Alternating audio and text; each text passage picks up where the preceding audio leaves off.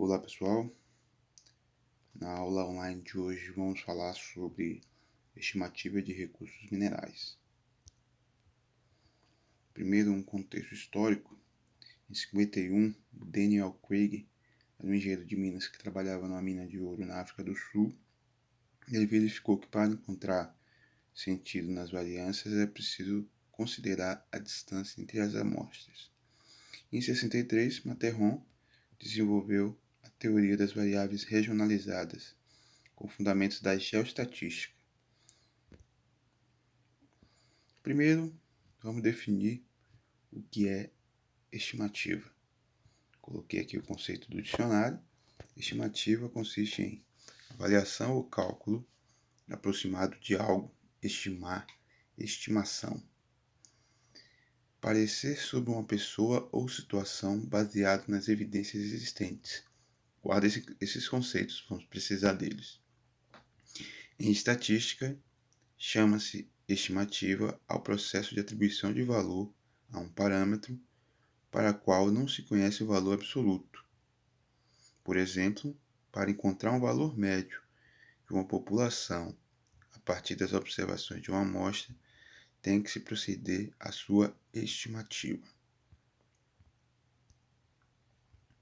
Bom, primeiramente, para a gente trabalhar com estimativa, a gente precisa ter dados regionalizados. O que é isso? Cada dado, cada amostra tem que ter a sua posição no espaço. Então, temos que conhecer suas coordenadas geográficas.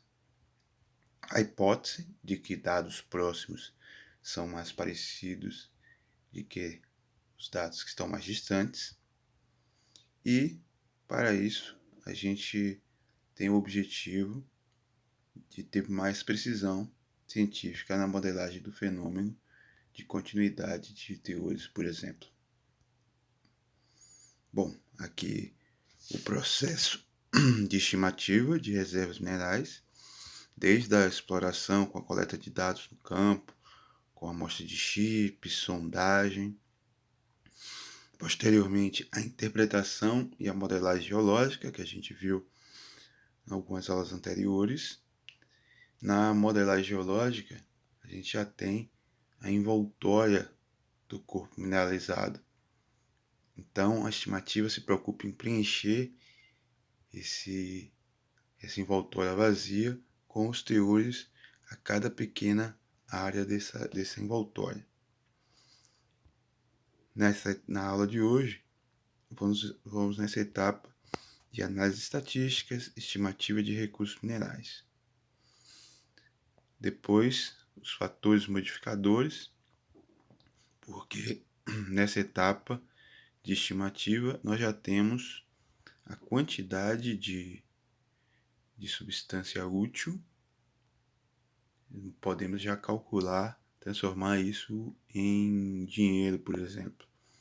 No entanto, a gente precisa considerar esses fatores modificadores da mineração para calcular a viabilidade do seu empreendimento.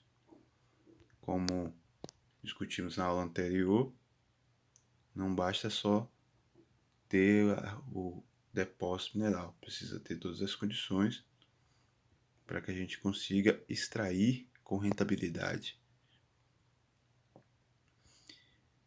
Depois, esse recurso mineral estimado vira a nossa reserva mineral, que aí já se recortou a parte que é efetivamente lavrável.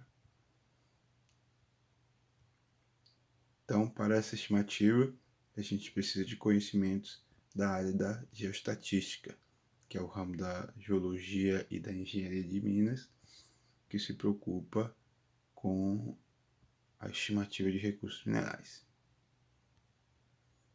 Bom, primeiro, o que é geoestatística, né? Esse nome é associado a um conjunto de técnicas estatísticas utilizadas para analisar e estimar valores de uma variável que são distribuídos no espaço ou no tempo. E por que usar a geoestatística? Onde a estatística clássica falha. Então, os valores das amostras não são independentes, eles têm relação entre eles. Foi o que eu falei da proximidade entre elas. Então, para eu estimar o teor de uma área desconhecida, eu posso considerar que as amostras próximas são parecidas com aquele ponto que eu quero conhecer. Os principais usos da geoestatística: transformação do conhecimento físico de um fenômeno em número, então a gente vai poder quantificar. Precisão dos valores desconhecidos, isso eu consigo medir. Estimar a malha regular, por exemplo, de amostragem. Criar modelos de incerteza. Gerar mapas por simulações para estudos de sensibilidade e otimização amostral. O que a geoestatística não faz? Substituir dados adicionais, substituir o bom entendimento e correto julgamento do problema físico em questão, que é a interpretação do fenômeno geológico, destacando aqui que, como vimos na aula anterior sobre modelagem, é muito importante você conhecer o domínio geológico, fazer uma envoltória correta desse domínio, e a geoestatística e a estimativa vai, a partir das técnicas de geoestatística, calcular os teores dentro daquela envoltória. No entanto, se você modelar errado, a geoestatística não vai corrigir essa falha.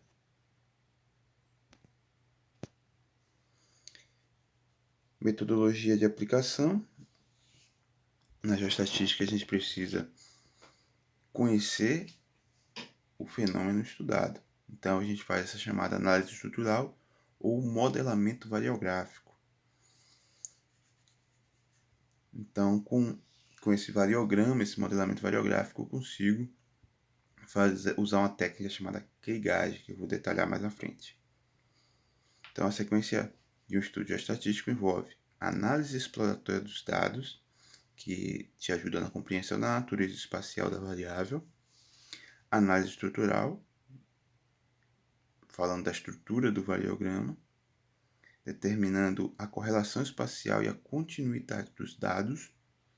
É isso que eu preciso extrair desses dados. Em que sentido, em que direção ele tem mais continuidade e qual a relação entre eles. E a elaboração da estimativa usando Krigage ou simulação para prever valores em locais não amostrados. Onde eu tenho uma amostra, eu conheço o valor da concentração de uma determinada substância naquele ponto.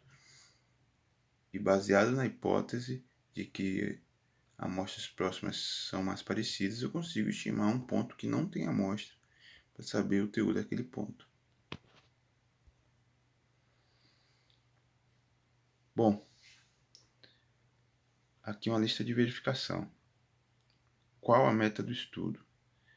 Estimar valores extremos ou valores médios? Os dados constituem uma população ou misturas múltiplas?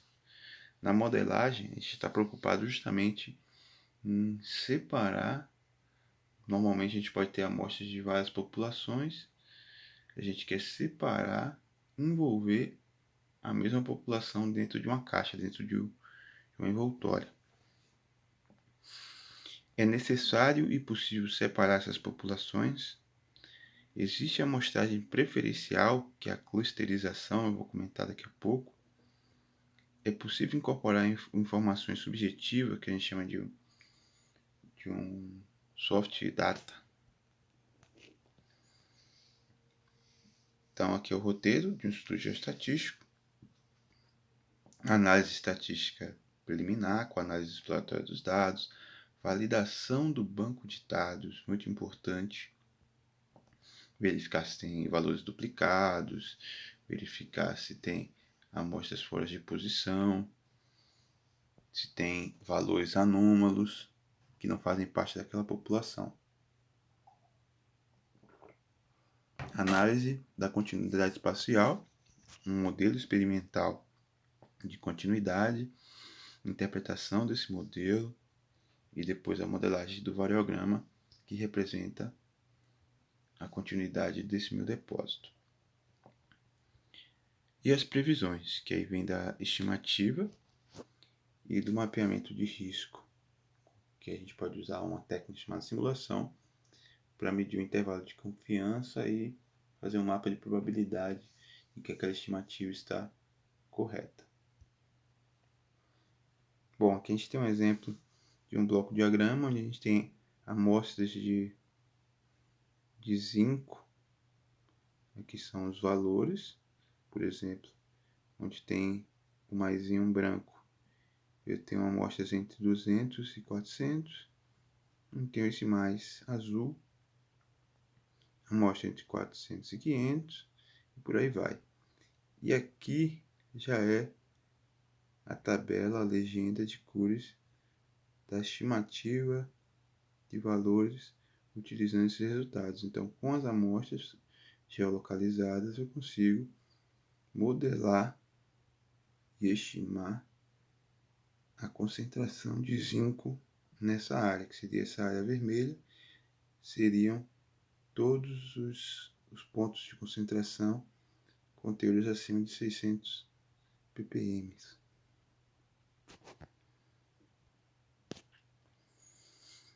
Então, inicialmente a gente tinha apenas os dados, todas as amostras feitas na etapa de pesquisa, amostras de canal, amostras de chip, amostras de sondagem, amostras feitas em postos de amostragem, em trincheiras. Esse é o banco de dados. Então eu preciso fazer uma análise exploratória do dado e conhecer a média, ter o máximo, ter o mínimo, e também fazer a modelagem geológica, que, como a gente já viu, é fazer a envoltória desses teores, separando corretamente os domínios. E a geoestatística, a partir da modelagem, da continuidade e direção de continuidade do fenômeno, a partir daí eu estimo os recursos minerais. Okay? Então aqui é um produto onde eu já tenho a quantidade da substância útil geolocalizada, a sua espessura, seu volume e aqueles conhecidos fatores modificadores, o que efetivamente vai ser transformado em lavra, vira a nossa reserva.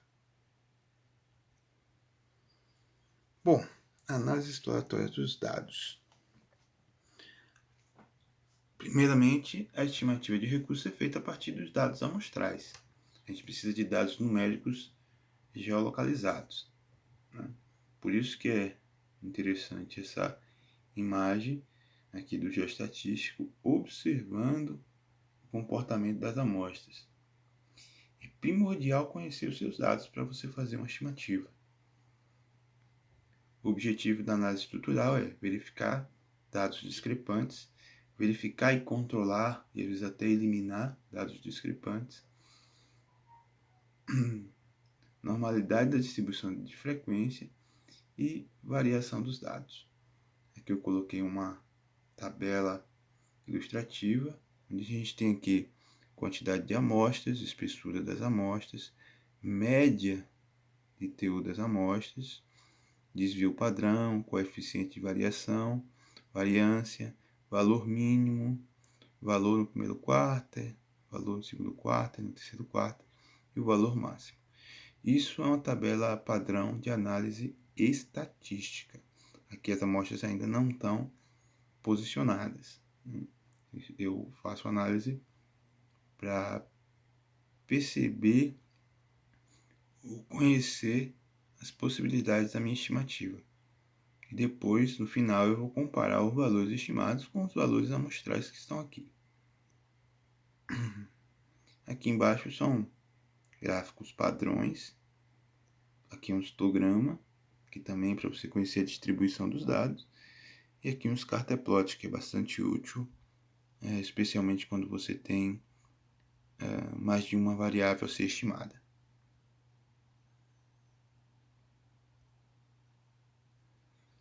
O histograma ele é muito importante para você conhecer a distribuição de qualquer dado, Nele, cada retângulo é proporcional à frequência. Então, o maior retângulo, mais alto, é o intervalo que tem mais ocorrências. Por exemplo, lendo esse histograma aqui embaixo, suponhamos que isso seja amostras entre 20 e 30 compõem 50% da minha distribuição. Okay? O desagrupamento, também chamado de declusterização, é bastante importante ser feito, porque se a gente não tem um espaçamento regular entre as amostras, como mostra aqui na imagem, a gente tem zonas com mais amostras do que outras, isso pode criar um enviesamento do seu resultado. É natural que se faça mais amostras, muitas vezes onde tem mais teor, e isso naturalmente eleva a sua média estatística, a sua média aritmética. Então, antes, é importante fazer o que a gente chama de declusterização ou desagrupamento, para você conhecer a média correta, descartando a influência de amostras muito juntas. Então, para isso, a gente cria pesos onde amostras que estejam mais distantes vai ter um peso maior e amostras muito próximas vão ter um peso dividido.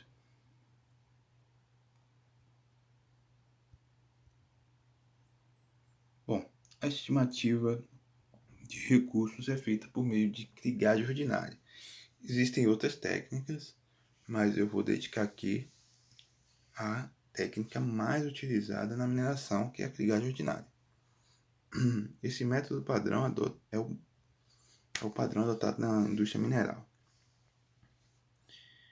Após a estimativa, devemos fazer a classificação de recursos com base em critérios definidos pela pessoa competente. Como a gente viu na aula passada, a gente pode classificar os recursos em medido, indicado, inferido, baseado na sua confiança. Então, a principal premissa da classificação de recursos está fundamentada na confiança dos dados em relação aos blocos estimados. Deve-se levar em consideração que a estimativa é sempre feita a partir de amostras coletadas ao longo de sondagem. A maioria dos blocos de um modelo tridimensional de blocos será estimada com base nas amostras das sondagens vizinhas. A estimativa de recursos minerais do depósito em estudo é obtida se somando os blocos individuais do modelo tridimensional. Então, esse é o método mais aceito, por ser não enviesado e tem várias aplicações, especialmente na mineração, mas é aplicado na geotecnia, hidrogeologia, agricultura, meteorologia, recursos florestais. O estimador da krigagem ordinária é baseado na fórmula da média ponderada, onde os ponderadores dependem da informação estrutural fornecida pelo variograma. Aqui embaixo eu coloquei um exemplo de 2 variogramas modelados. O variograma é uma função da distância e da variância, ou seja, aqui no ponto zero, onde a distância é zero, a variância é zero. À medida que eu vou me distanciando, a variância vai aumentando. Quando chego nesse patamar, quer dizer que é uma distância tal, que no caso aqui é 20, onde os dados não têm mais correlação. Então, é um modelo de correlação espacial. Por exemplo, se eu pretendo estimar o ponto central, todos esses pontos no entorno são amostras e eu quero conhecer o teor desse ponto que não tem amostra. Então, cada amostra dessa, que esteja num raio de influência desse bloco, cada amostra dessa vai contribuir com o teor desse bloco. Como que ela contribui? Aí tem duas coisas. A distância que ela está do ponto a ser estimado. Então, quanto mais distante, menor seu peso. Quanto mais próximo, maior seu peso, mas a gente também leva em consideração uma direção de continuidade. Então, haveria uma direção onde eu tenho mais continuidade, então amostras nessa direção com relação ao ponto a ser observado, a ser estimado, tem mais influência do que amostras numa outra direção de menor continuidade.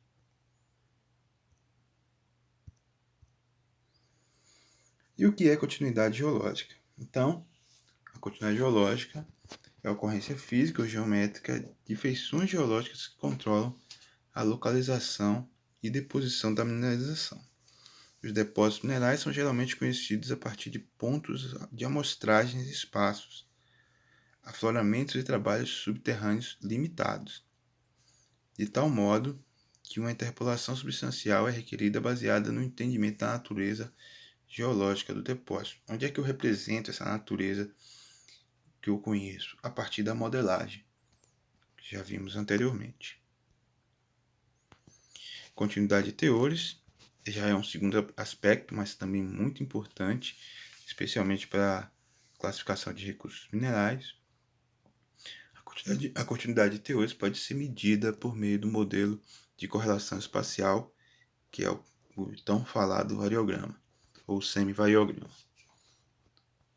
No variograma, como eu mostrei, essa primeira parte que está pintada de verde é a área, é a distância, também chamada de range, onde eu tenho relação entre as amostras. A partir de uma determinada distância, por exemplo, amostras que estiverem mais distantes do ponto a ser estimado que 30 metros não influenciarão no teor dessa área a ser estimada.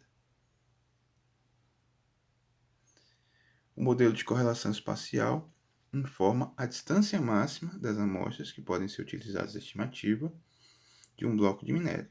Quando o bloco foi estimado somente com amostras situadas no campo aleatório, a incerteza será muito grande.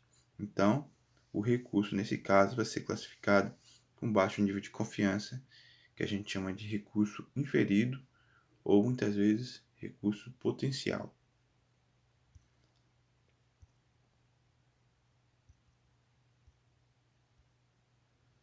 Bom, aqui a imagem da janela de um software utilizado para modelagem do fenômeno de continuidade. Nessa primeira imagem, a gente tem o que a gente chama de um mapa variográfico, onde eu tenho a intensidade da variância. Eu posso simular nesse mapa variográfico todas as direções para eu ver a direção de menor variância, que é igual à direção de maior continuidade. É isso que eu quero identificar. Aqui na imagem de trás eu tenho o meu grid shell, ou meu corpo geológico modelado. Dentro dele eu tenho as amostras, os pontinhos vermelhos. Então, a partir do mapa variográfico, eu vou simular aquele variograma em várias direções, até que eu identifique uma direção, por exemplo, aqui uma direção sudeste, que tenha maior continuidade. Então, eu modelo o variograma em todas as direções. A direção de maior continuidade, a direção de continuidade média, que é essa setinha verde, e uma direção de menor continuidade.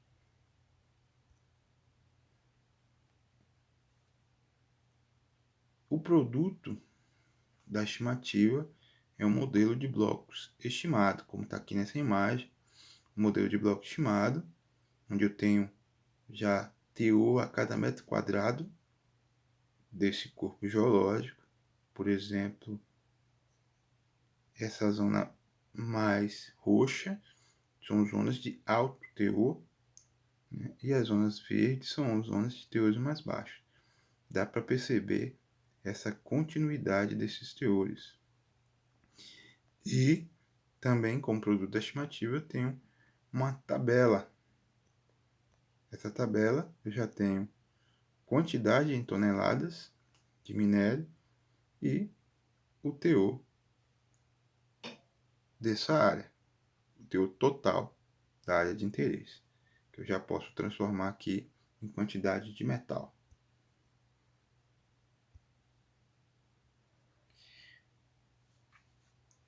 Então, após a modelagem, após a estimativa, a gente precisa validar o modelo de blocos. Então, algumas perguntas são importantes. A média estimada é muito diferente da média dos dados amostrais desagrupados? Bom, é importante que o modelo estimado represente as amostras, né? Então, a gente faz, inclusive, uma análise visual comparando o teor estimado com o teor das amostras naquele ponto. E o modelo de blocos estimado tem que representar o que estava nas amostras. Por isso que é importante a gente conhecer a distribuição amostral antes do seu estudo. O valor máximo estimado é maior do que o valor máximo das amostras desagrupadas. Então, isso não pode acontecer, não deve acontecer. Se houver valores estimados maiores do que as amostras, é possível que exista um erro na sua estimativa. Então, é um ponto importante a ser verificado. Existem valores negativos no modelo de bloco. O teor negativo não existe matematicamente, né? Então, pode acontecer da sua estimativa atribuir valores negativos, que é uma falha gigantesca, e aí é necessário rever sua estratégia de estimativa. Talvez você tenha utilizado uma direção errada. Isso normalmente acontece quando tem amostras muito próximas e isso pode gerar uma zona de eclipse, como a gente chama na geoestatística. Compare o histograma das suas amostras com o histograma do modelo de blocos. E elas têm que representar o mesmo fenômeno, ok? Onde a zona do histograma indica a frequência de teores, tem que ser a mesma frequência de teores que tem mais alto nas amostras, tem que ser que tem mais no modelo de blocos. O seu resultado da estimativa te surpreendeu?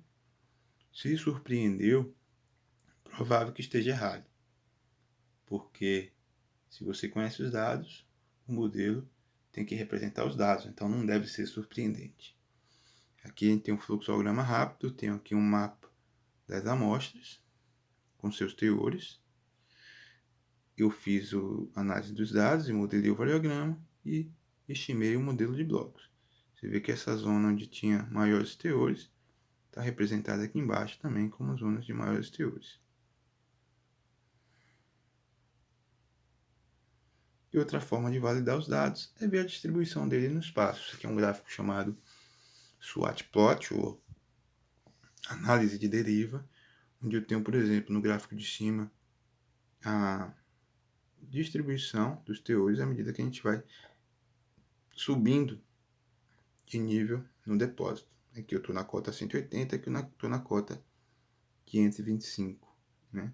E aí eu fiz 3 estimativas, uma por krigagem, outra por inverso cúbico da distância, onde eu não considero a continuidade do fenômeno a partir de um variograma, e fiz uma técnica chamada vizinho mais próximo.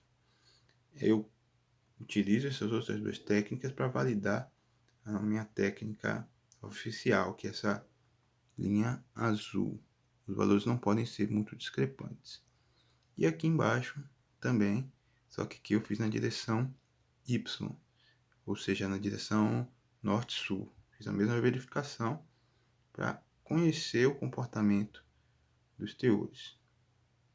Então dá para ler que aqui nesse ponto eu tenho uma zona de mais alto teor entre a cota 315 e a cota 390. Como também aqui eu tenho vários picos de teores. As barrinhas representam a massa de minério, ok?